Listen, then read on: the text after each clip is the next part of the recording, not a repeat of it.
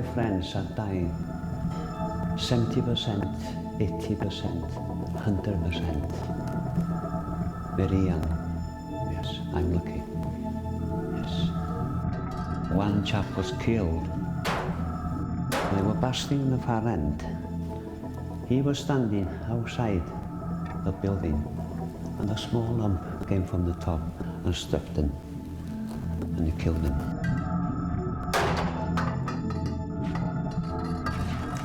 Then I've seen them cutting their hands off, cutting their legs off. The boys I used to work with them in Hamilton used to lose their fingers in the dressing machine. And you know what they used to do with them, with their fingers? Instead of coming up to the doctor here, looking for the box of matches, put the wool in it, and put their their fingers in the box and take them home. Yes.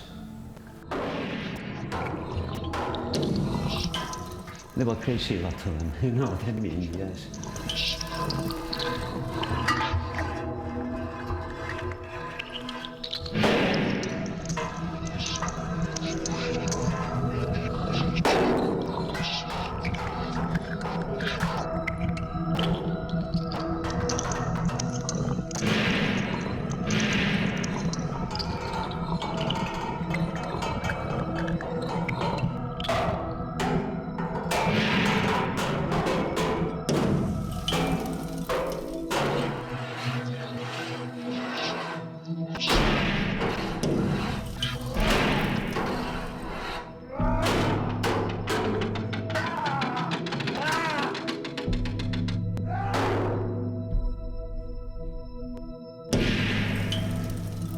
There were 3,700 working in Norway,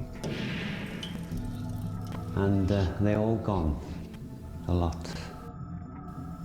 And I miss the crowd. I was used to them. There's only 5, I think, in the village here now, still alive. And 3 of them is over 80, 3 of them, men on the last slab. Yes.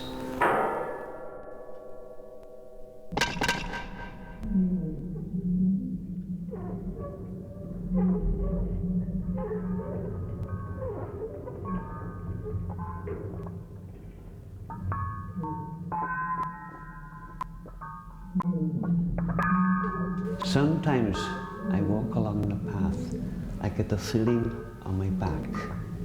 There's somebody walking behind me along the path, and I turn round and there's nobody there. The other men used to get it.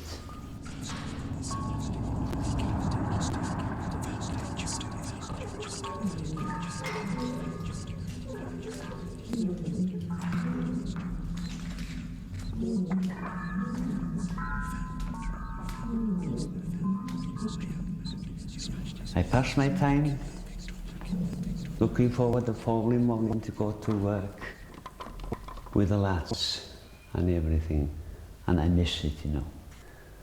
Done a lot of work, my life.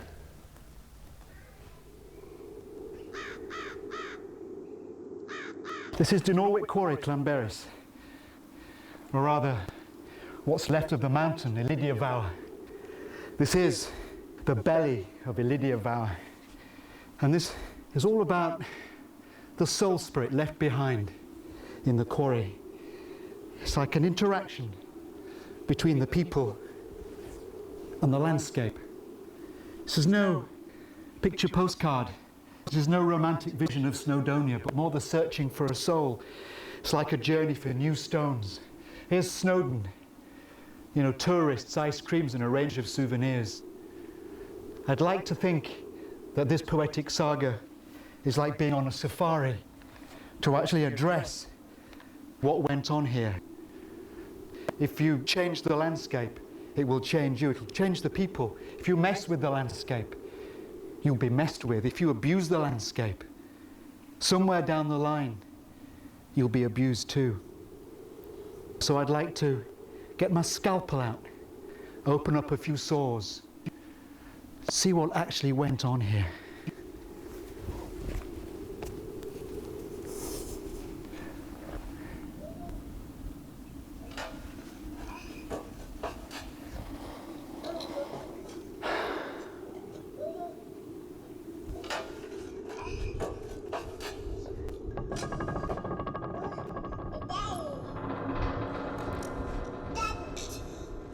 This dialogue with the land had its origins in the sounds that emanated from the stick-like creature my mother had become.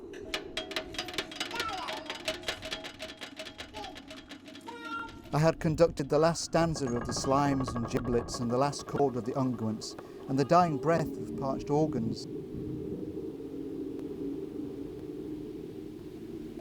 It's as if the sounds reached out for confirmation, for company, for reassurance, to connect to and orchestrate with their genesis. I think this is a song sung continuously from beyond the mystery of time. The Quarries have always had a very special feel, a very strange, eerie, spooky feel, and it's not until I actually went there with a DAT recorder and recorded some sounds. The computer made it possible to actually see these sounds and give tongue to this, what is basically for me a skirmishing of ghosts and spirits.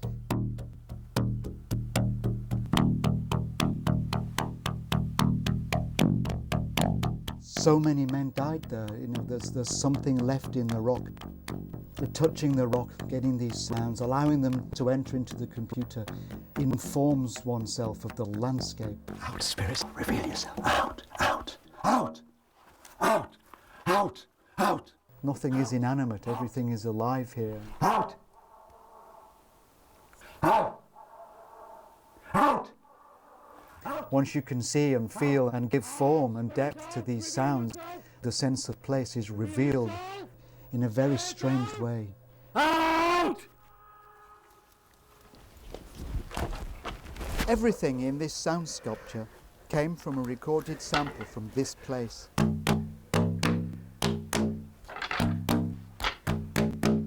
It was shaped and placed to form the creature piece on the CD. There isn't a synth, guitar, nor drum in there. For me, these are the Quarry people.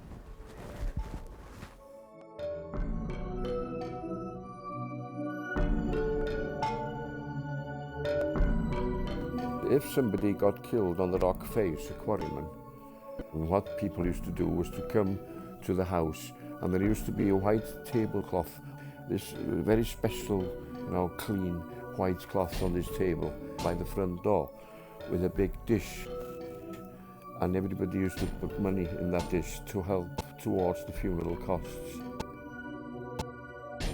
And everybody used to contribute. It could have been a sixpence, a threepenny bit, whatever in those days, but it all helped towards the funeral expenses. What used to happen then when people used to get killed in the quarry, everybody knew more or less straight away, and they went home for the rest of the day in respect.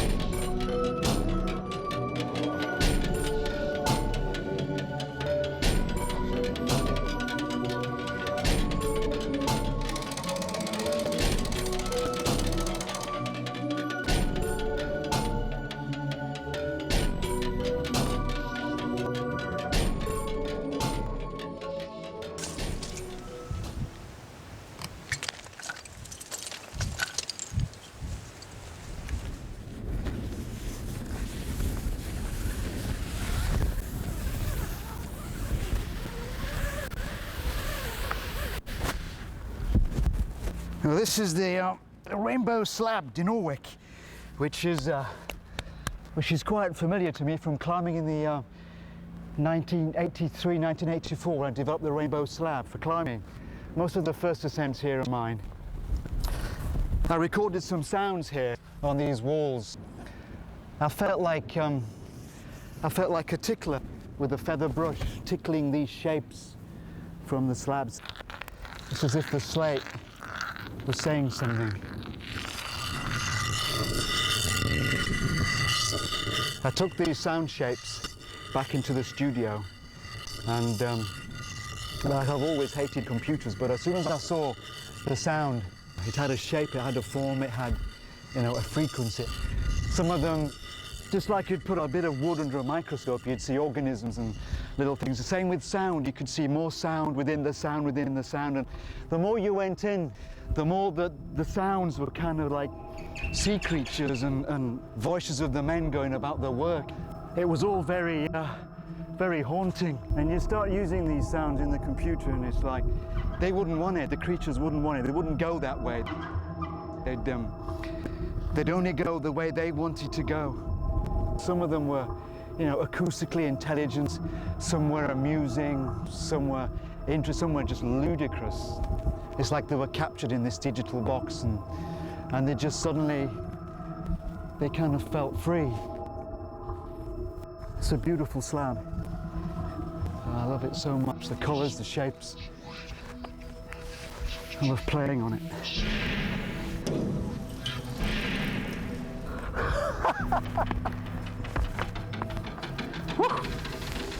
Holes.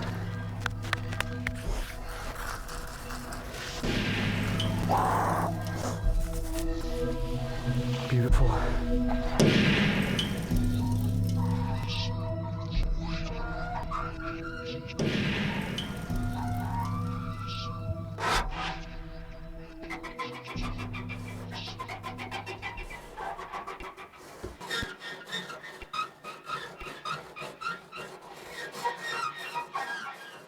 Morris, June 25th, 1865.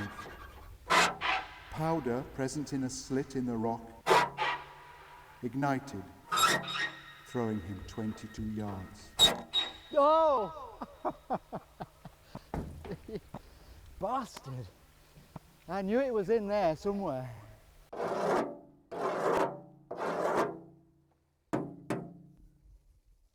Humphrey Roberts, March the 2nd, 1870, fell underneath the Quarry coach.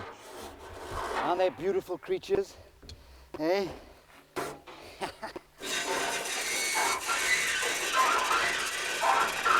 Like a tribal gathering of sound.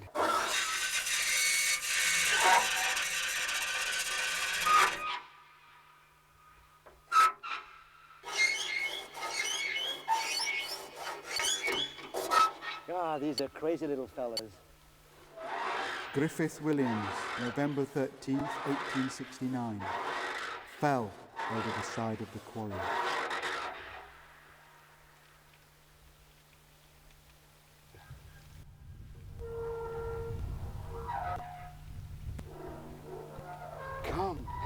Come. Release yourself. Feel free. Let yourself go. I know. Easy. Come on.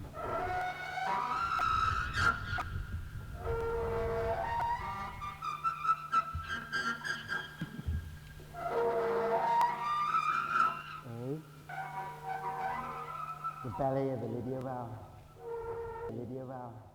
David Abraham, February 25th, 1825. A lump from the summit fell on top of him, killing him instantly. John Edwards, June 20th, 1859. Lost his life due to a rock 8 tons in weight falling on top of him.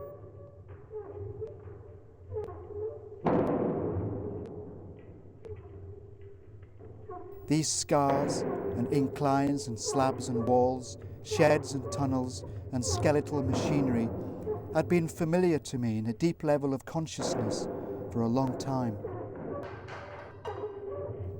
But suddenly I heard with the ears of a wary, scampering creature, offering a new range of experience to my appreciation of this landscape.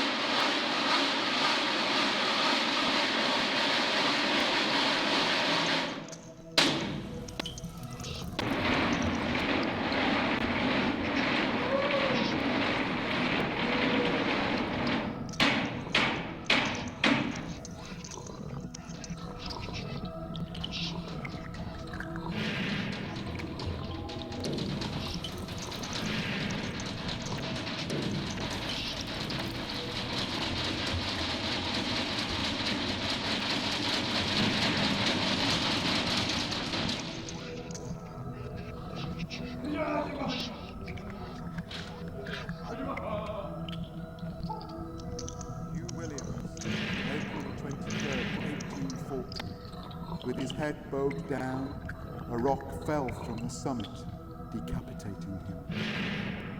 William Hughes, June 3rd, 1844, lost his life by being crushed between two wagons as the incline rope broke. John Pritchard Jones, February the 14th, 1873. A rock from the heap overturned and struck him in the back.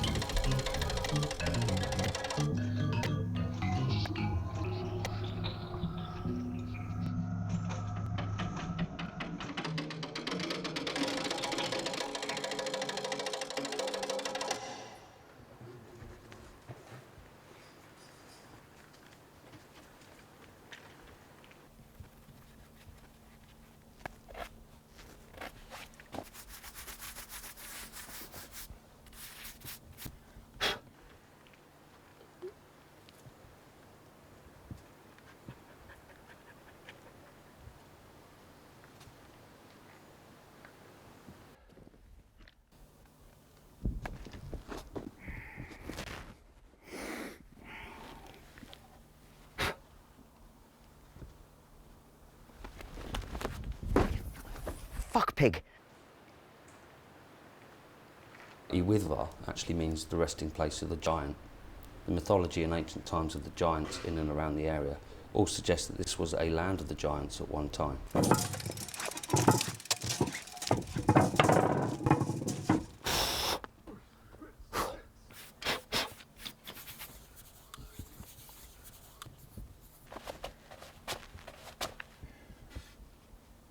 Oh, you cocksucker.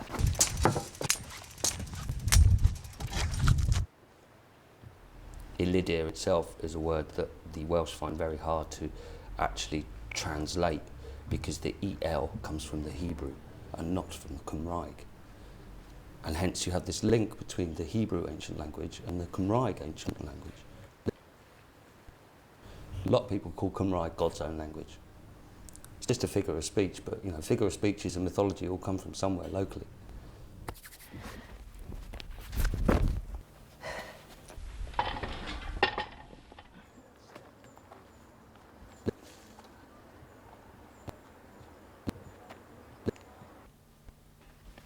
Wank.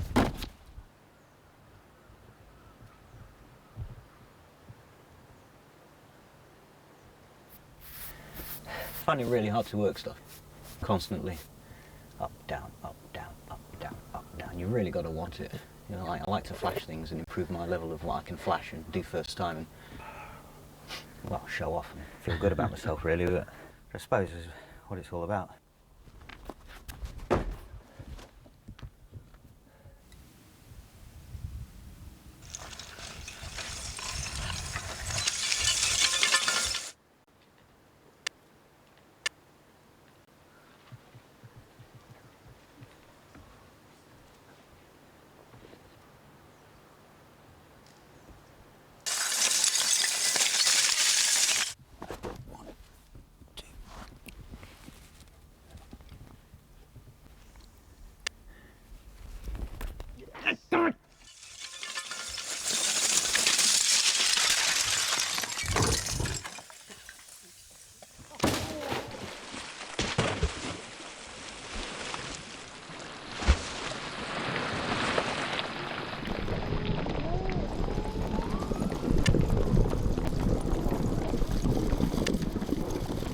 I personally think that we'd be very astounded to see what was going on with the signs of the heavens and the stars in and around this area at around 5,000 to 7,000 BC.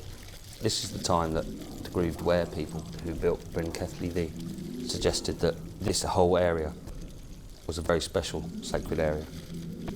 You can see that from Ilidia as a name, meaning the land of light. And it's all about the light coming out. The light is encaptured. The genetic code for all life is contained within the water. The water retains the information or the substance that it's running over.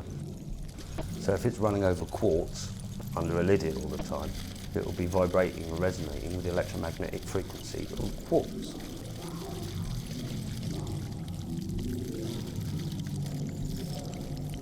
When water is a divine right, because it has the light encodements within it of the information received at this time from the heavens.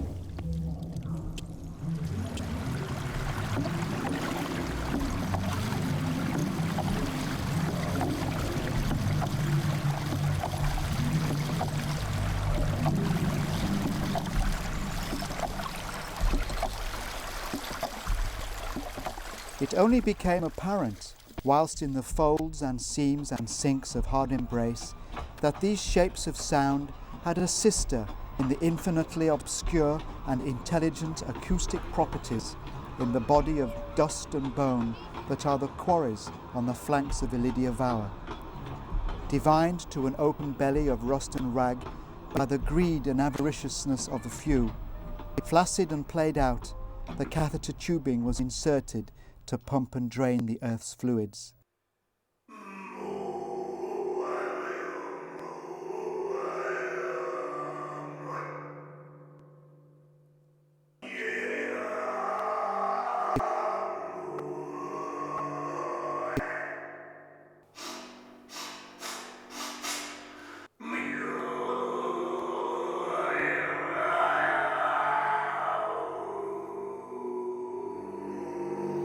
It really did feel like the skirmishing of ghosts in there, like something was released, something very powerful, locked within the quarry, locked within the great grey holes of Dinorwic, a very strange dynamic.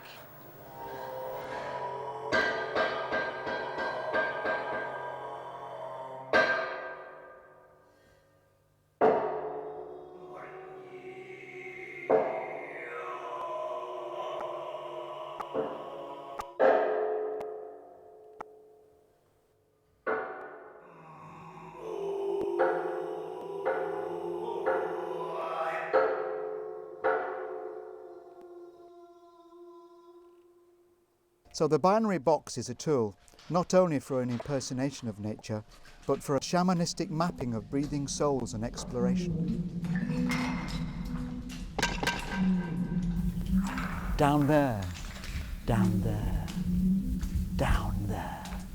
The iron grave ladders, the pinyon pine steps, the worn slabs of slate, the terribly tired, worn slabs of slate, and down into the subterranean ceremonial structure, where men were men, the great kivas of men, the ceremonial kivas, the temples with a hole in the centre, the sipapu holes, birth template, a living link, petroglyphs on the rocks, graffiti on the walls of the winding shed, petroglyphs and graffiti and a chalked phallus. A cock spitting its load from a hole in the end, chalked phallus and the emergence.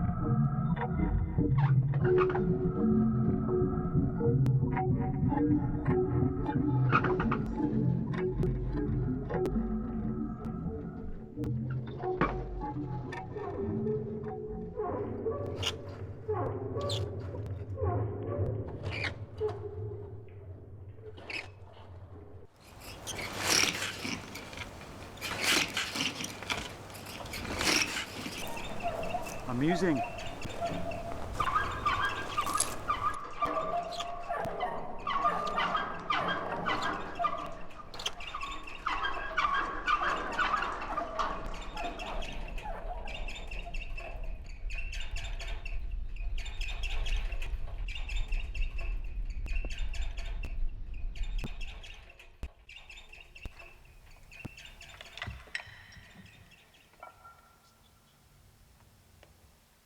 Going into Tuchmar, you enter the skull. It's like something from Indiana Jones or Tale of the Golden Monkey.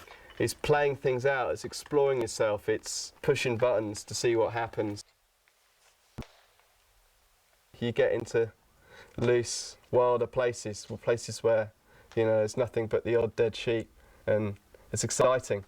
You get out and you can test yourself. It's the threshing floor. It's a place of reckoning. You can't come in here and not like yourself because you'll get into trouble. You've got to come in here and be positive and deal with it. You can get a feel, it gets into you. It's like wood. It's got a grain, and you can see which bit's gonna fly off with you attached and which bit's gonna stay there. Everything's obvious, you know, there's a hold there or there isn't a hold there. You can see whether or not it's a crack you can hold on to, or whether it's a crack that's gonna drop everything on top of you.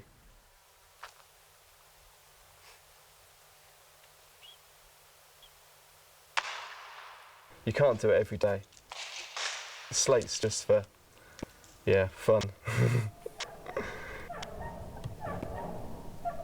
Originally, opening gambit went a different way and it fell down. The middle pitches aren't there anymore. So we had to find a new way out, and that was up the banana flake, which is this huge detached flake. And it kind of comes down onto like a large Pete's Eats mug sized lump of rock, which stops it from hitting the bottom of Tuchmar. It's held in place by about a ton of scree, and you don't want to use it, and you keep telling yourself that you weigh this much less than it. So your little extra weight's not going to move it, you hope. And you have to kind of shin up it and get behind it and squeeze against it and pull on it. It may not be the hardest move, but it's the testing ground. It's where you know who you are. It's where you find out whether you're alive, whether you can stay alive. It's not that hard, but it's 100 meters up and it's 100 meters down, and you have to find where you are in yourself. I've done it twice before. The first time finding the route, and every time it doesn't get any better. I don't think I'm going back up there again.